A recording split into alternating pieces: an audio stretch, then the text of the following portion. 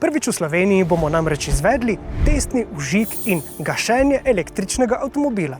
Avto je bil napolnjen pred 2 dnevi na 100%, baterije so bile dejansko preverjene, se pravi, vse celice so polne. Pa bi kar prosil strojnika, če lahko požene mehanizacijo.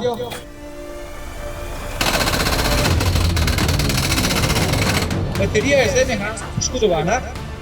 Boste videli, da se z baterije že kadi.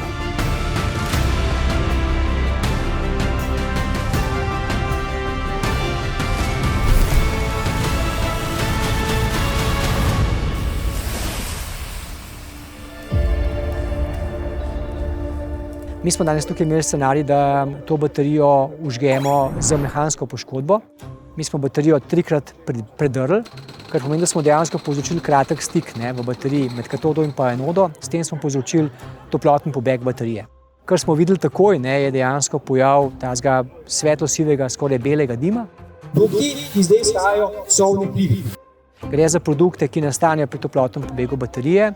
Te produkti vsebujejo prvič vnetljive komponente, najbolj tak dominanten je vodik, potem recimo metan, recimo etan, eten, ki lahko tudi vodijo v eksplozije. Vsebujejo tudi težke kovine, ki so rakotvorne, se pravi, govorimo o stvarih, ki niso, prav prijazne okolje, še manj pa prijazne človeku. Zakaj ni prišlo do samega ognja noter v avtomobilu? Zakaj smo morali pravzaprav to gorenje spodbuditi? Gorenje smo spodbudili zato, ker je naša baterija, baterija, ki ima celice na osnovi litoželezofosfata.